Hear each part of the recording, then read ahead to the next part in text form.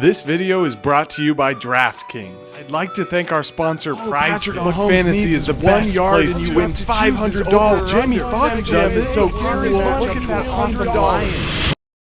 We've all seen it, and now it's finally time to talk about it. An all-time record $119 billion were wagered on sports in 2023, up 27.5% from 2022. Much of this sharp growth can be traced back to young sports fans, predominantly young men. In fact, the NCAA surveyed 3,500 random college students aged 18 to 22, and nearly 60% had gambled on sports at some point. Let me make this completely clear. This is not a video meant to convince you that sports gambling is bad because it's rigged or a dumb financial decision. That's not at all what I'm going for. I say this because there are adults who can gamble without it being a problem, as long as they know the risks associated and what they can afford to lose. I'd rather focus on why we're seeing such huge growth in sports gambling, especially online, why it's dangerous for young audiences, and who's on the profitable end rolling in dough while their benefactors are left in the mud.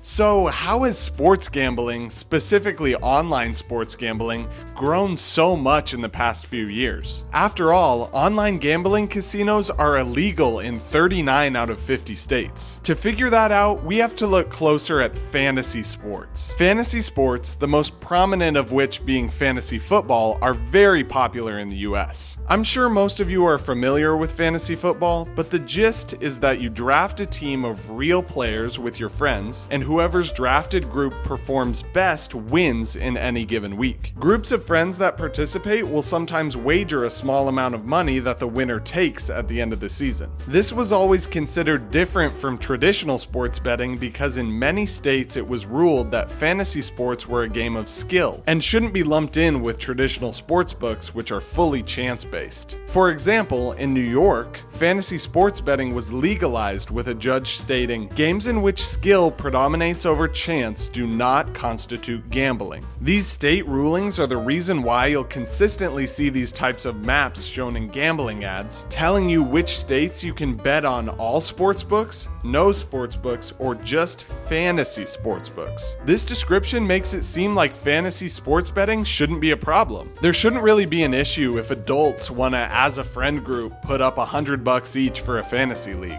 If it's a game of skill, it'd be no different than, say, entering a chess competition where the winner gets a prize pool. The key difference is what we see on modern fantasy sports books isn't skill-based. Just like normal sports books, fantasy ones set lines, odds, and accept money for bets. The only aspect that's really changed is players must create parlay bets, or wagers that include multiple players and lines. This is the part that they consider to be drafting your fantasy team. So in the end, you actually have a lower chance of winning these fantasy bets than normal ones. Another problematic difference between the court's interpretation of fantasy sports and what they actually look like is the duration of the bet. With a normal fantasy wager, it's one payment that lasts a full season and is decided after multiple months. With these fantasy bets, you can make as many wagers as you want on any given day, and they're decided after each game ends. There are even sports books where you can make extra live bets during games just to further make sure you never look away from that betting app. This fast-paced tempo makes it more likely for consumers to make quick bets in high quantities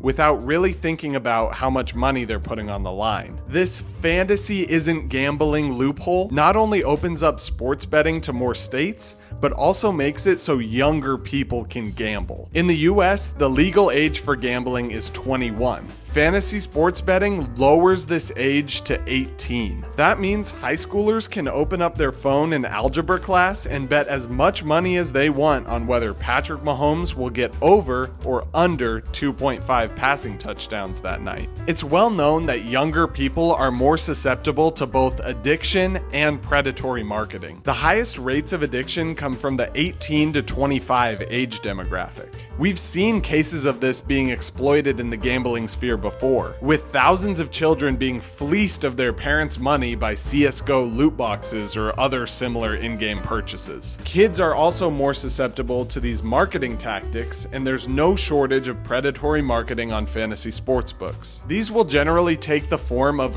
risk-free bets, like this ad from Underdog Fantasy, or sometimes deposit match bonuses where they'll give you a certain amount of gambling credit if you make a monetary deposit on their website. Even this, though, isn't the main pain point for me when it comes to the tactics these companies use. Trust me, it gets a lot worse.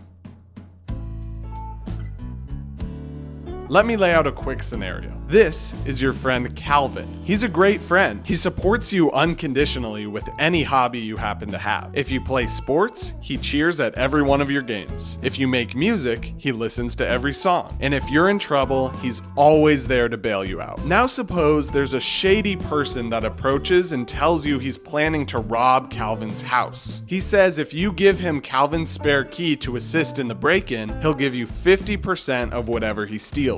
Would you take this deal? Of course you wouldn't. No reasonable person would backstab or exploit the trust of somebody who was never anything but supportive to them. Except that's exactly what's happening on a daily basis here on YouTube. Creators whose entire livelihoods are reliant on the consistent support and loyalty of their fans are directly profiting off the losses of their supporters. This is not an exaggeration. Many sponsorship contracts pay creators based off how much money their fans deposit and eventually lose on their sports gambling websites. I truly don't understand how one's conscience can handle peddling sports gambling to the very people that gave you success online. Gambling websites would not be offering such lucrative deals to influencers if they weren't making exorbitant amounts of money from it. When brand deals happen on YouTube, there's generally a certain level of gain for every party. The brand gets to sell their product, the creator gets paid for showing the ad, and the viewer will receive what's advertised if they decide to make a purchase. It's 1,000 times worse with these gambling sites because they advertise huge wins. Look at this guy who wagered 1 penny and is just 3 legs away from winning $1 million. There are even sites that promote sports gambling as if it's something you can quote-unquote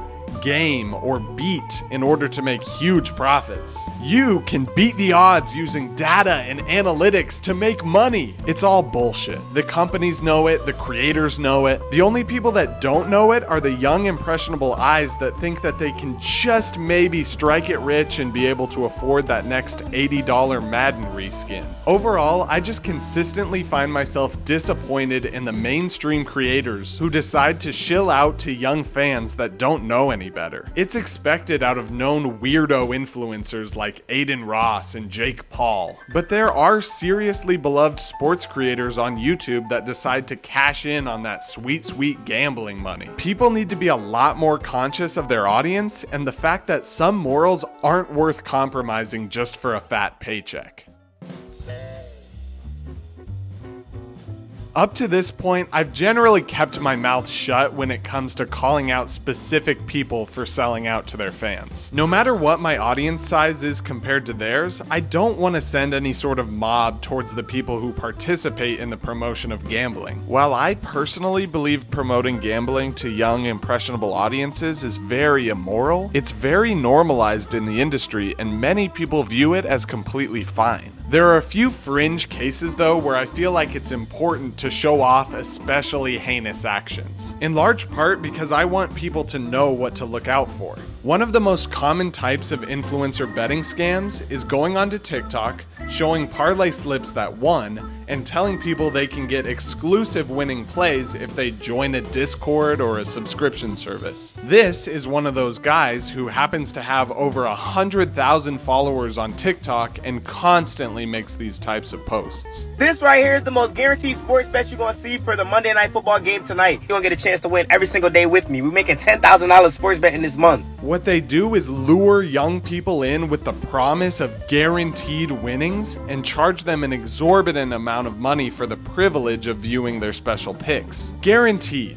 That's a very key word for this guy. He loves saying his picks are guaranteed winners. So I decided to look back at some of these videos and see how guaranteed his picks really are. This is the most guaranteed picks you're gonna see on the Dabble app today, man.